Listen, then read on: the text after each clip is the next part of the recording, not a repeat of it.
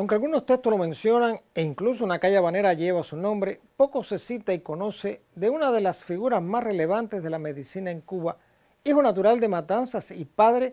de la institucionalización de la salud pública cubana, junto a figuras de la talla de Carlos Finlay y Juan Guitera Jenner.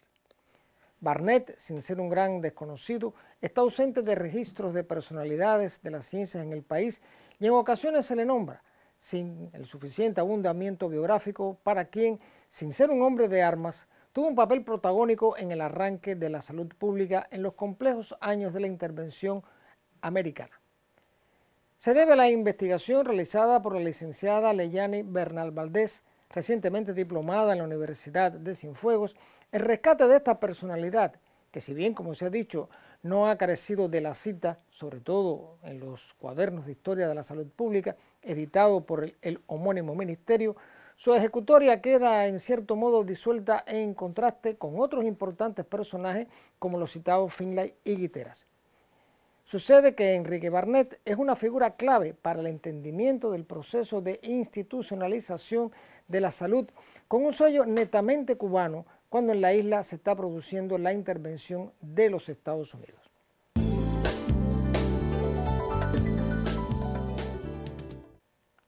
El doctor Enrique Barnett y Roque de Escobar nació en Matanzas el 14 de julio de 1855 en el tramo final de cuadra de la calle Río, una de las arterias fundacionales de la ciudad, donde nacieron o vivieron Carlos de la Torre, Finlay, Aballí, José María Heredia y Juan Guiteras Jenner. La familia de tronco catalán, como otros tantos insignes prohombres matanceros, estaba constituida por el padre Jaime Barnett y Ruiz y la madre gestora Roque de Escobar. Era natural que los primeros estudios de Enrique se realizaran en el célebre Colegio La Empresa de los Hermanos Guiteras, considerado por el gobierno colonial como un verdadero nido de patriotas independentistas. Fue en este lapso condiscípulo, entre otros, de Carlos de la Torre, Carlos Verdugo, Alfredo Carnot, José y Juan Guiteras y Domingo Lecuona Madan. Concluido el bachillerato en artes en 1866 en el Instituto de Segunda Enseñanza de Matanzas, pasa a cursar los estudios de medicina a Barcelona, donde reside por espacio de 6 años. En gran medida la familia del joven preveía con esta medida que el futuro galeno no se incorporara, como otros tantos hijos de familias matanceras, a la reciente iniciada guerra del 68, buscando además alejar a su hijo del convulso clima político de la isla. Los días 17 y 18 de noviembre de 1875 cumplía Barnett los ejercicios finales de la carrera con notas de sobresaliente, luego de lo cual partió para Cuba el 23 de ese mes y de inmediato, llegado que fuera a La Habana, regresó a su natal ciudad, ya identificada desde 1860 como la Atenas de Cuba.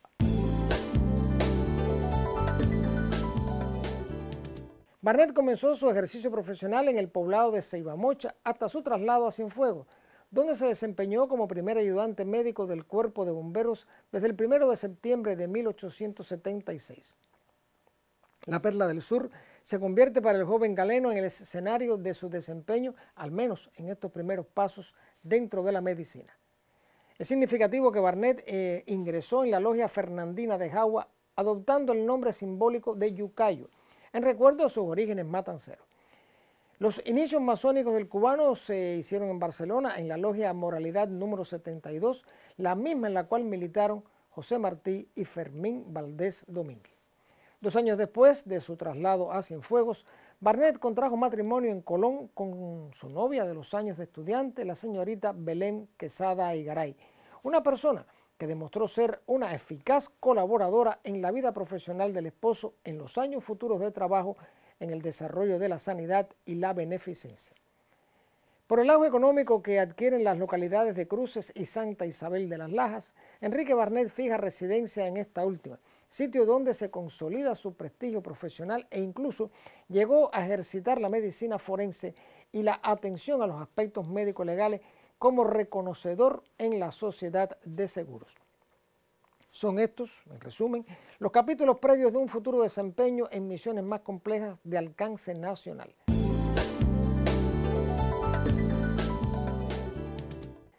No descuidó Barnett su compromiso como cubano inserto en los proyectos conspirativos. En 1893, en los preparativos de la Guerra del 95, José Martí le consultó a propósito de conocer las condiciones de la zona para propiciar un levantamiento semejante a lo que sería el grito de la independencia en Matanzas, de modo que la relación del matancero con la más alta figura de la dirección revolucionaria estaba demostrada en el nivel de confianza depositada en su persona. Más tarde, esta posición, decidida a favor de la independencia, obligaría a Barnett a vender sus propiedades y a hacer una salida urgente del país, habida cuenta la persecución ya iniciada contra su persona. La situación sanitaria de la isla a finales de la década de los años 90 era comprometida, sobre todo en el área rural. Los hospitales no alcanzaban a cumplir con su cometido, de modo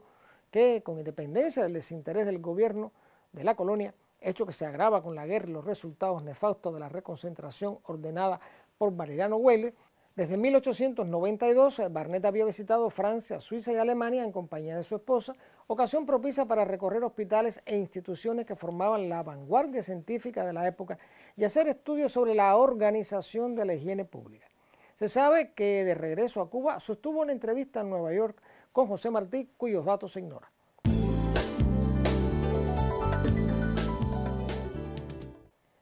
Hay toda una suerte de actividades científicas y de desarrollo profesional de Barnett en Estados Unidos y Venezuela, lugares donde revalida el título, y ya en Cuba se producía la guerra hispano-cubano-americana que culminaría con la derrota de España y la intervención. La ocupación norteamericana determinó un cambio radical en los servicios de salud y sanidad pública y Enrique Barnett ocupó un lugar prominente en la nueva estrategia sanitaria del interventor. Lo que se pretendía era la total modernización de la salud en teoría, ciencia y conceptos, asunto en el cual se desempeñó la comunidad científica cubana de ese entonces. Y Barnett estuvo dentro de los escogidos para dar impulso a los cambios, sobre todo administrativos, junto a figuras como Finlay, Guitera Jenner y Albarrán y también Juan Santo Fernández, entre otros. Fue la reunión y el esfuerzo de profesionales de la medicina que representaban el más alto nivel de la profesión en la isla, únicos capaces de llevar a cabo la complejidad de la tarea a partir de una base casi en absolutas ruinas.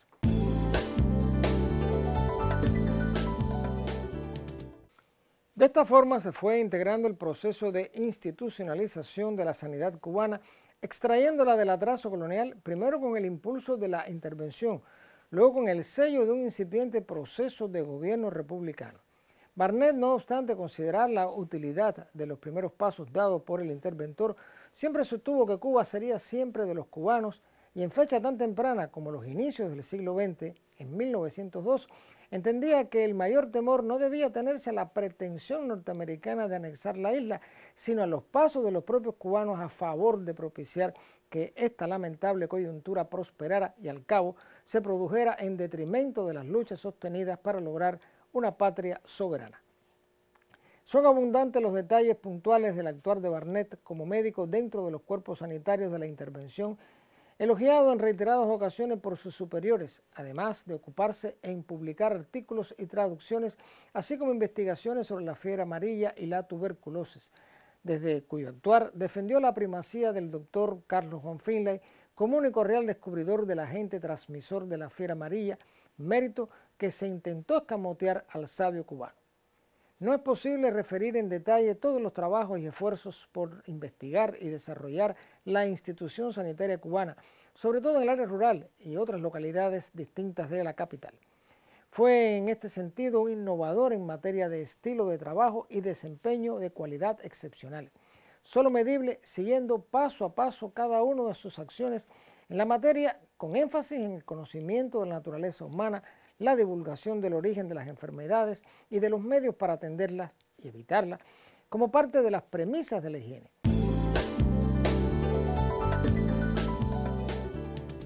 La diligencia y capacidad del Dr. Barnett fue reconocida y justipreciada por Finlay, con quien trabajó en las labores organizativas de la sanidad cubana, y el ilustre cubano tuvo palabras de sentido elogio para el colega, a quien calificó de salvador en difíciles momentos merced de su inteligencia, pericia y actividad. Una de estas notables contribuciones fue el Manual de Práctica Sanitaria escrito por Finlay y Barnett. Tras una ejecutoria pública brillante, la muerte sorprendió al doctor Enrique Barnett en Nueva Orleans el 23 de septiembre de 1916. Fue una sentida manifestación de duelo que no pasó inadvertida para la comunidad internacional. El doctor Enrique Barnett no fue quizás el luchador independentista que cumpliera los extremos de otros tantos galenos que llevaron el arte médico a los campos de Cuba insurrecta. De lo que no puede caber duda es que su contribución, lamentablemente en el olvido, a la institucionalización de la salud pública cubana, papel que desempeñó con profesionalidad, vocación y mérito indudable, valores éticos que hacen de este matancero uno de sus hijos más ilustres. Los invito y los convoco para un nuevo encuentro con la historia y el recuerdo, porque la memoria es la dueña del tiempo.